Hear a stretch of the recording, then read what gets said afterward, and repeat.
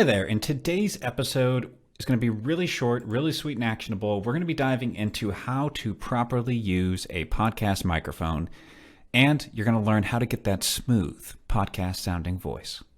So there's a few quick tips we're going to teach you today, and let's dive right in. The first thing I will say is that before learning how to use a microphone, the most important thing you need to do is check to make sure that your microphone is actually selected whenever you're in Riverside or Zoom or anything that you're recording your audio with on your microphone. Within Zoom, you can see that down in the bottom left. There'll be a little arrow that lets you choose your microphone input. And you want to make sure that you've got the proper input selected. If you have a Blue Yeti microphone, it should say Blue Yeti down there. If you have a Rode microphone, it should say Rode USB.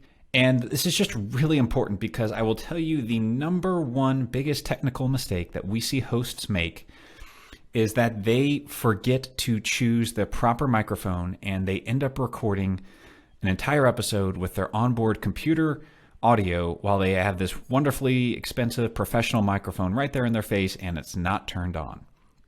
So first thing on how to use a professional podcast microphone is make sure that in your recording, whenever you do an interview, check it every time. Make sure you've got your proper microphone selected. The second thing you want to look out for is to make sure that your microphone has a proper volume level.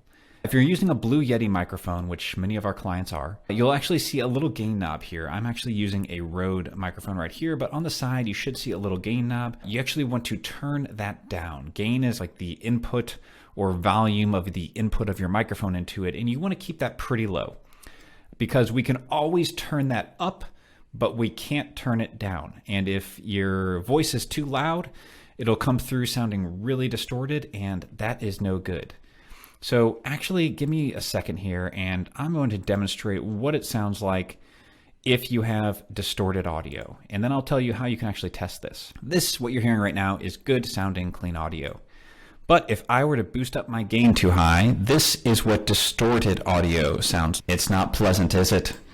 All right, let's go back down there. I don't want you guys listening to that for too long. But that is what distorted audio sounds. And there's a really great, simple website. If you go, we'll send this and we'll put the link in the show notes. But if you go to webcammictest.com, and you can basically check your microphone, and really quickly you can record a short little 10-second clip of yourself talking, and then you can play it and hear it back. And it's just a really simple way to just test your microphone and make sure that you've got good quality audio coming through the input of your microphone. All right, so those are the first two things that are just going to, basically, those are ground floor basics to make sure that everything is sounding good. The third key, the key to that smooth radio voice that you want to sound pro-like, it's all in this thing called the proximity effect. So the final key that we're going to talk about is that you want to be speaking close to the microphone. You want to be somewhere around probably 3 to 5 inches away from the microphone. If you're watching on video, this is a great distance to be at here, where you're speaking pretty close to the microphone and you've got this pop filter or this screen in front of it, which is basically what this thing is doing is it's blocking my breath from hitting the microphone.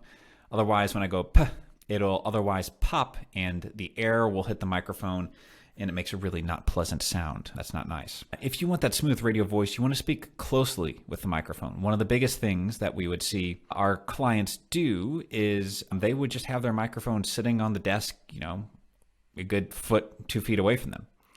And it'll still sound good, but you don't get that smooth radio voice. And so let me demonstrate for you real quick. This is me as I've been talking the whole time close. And now if I just move this microphone, I am now probably 1.5 feet, maybe now 2 feet away from the microphone. And you can see what happens is you start to get some more of the room sound into there. It's a bit more reverby, and you lose fullness and smooth radio voice.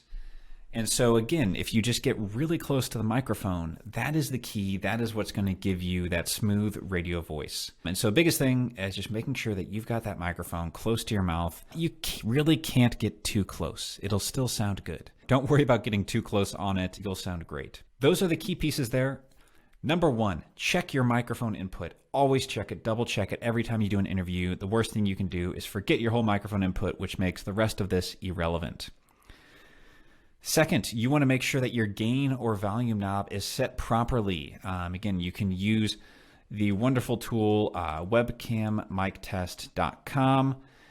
And you can check your audio there just to make sure your voice is not overly gained or too distorted, but mainly just make sure that gain level is turned down on the microphone. And the third, that key to that smooth radio voice is the proximity effect. Just speak closely to that microphone, not far away, and your voice will sound smooth and really great and give you that radio voice. So, hope you found this valuable, and we'll see you on the next episode.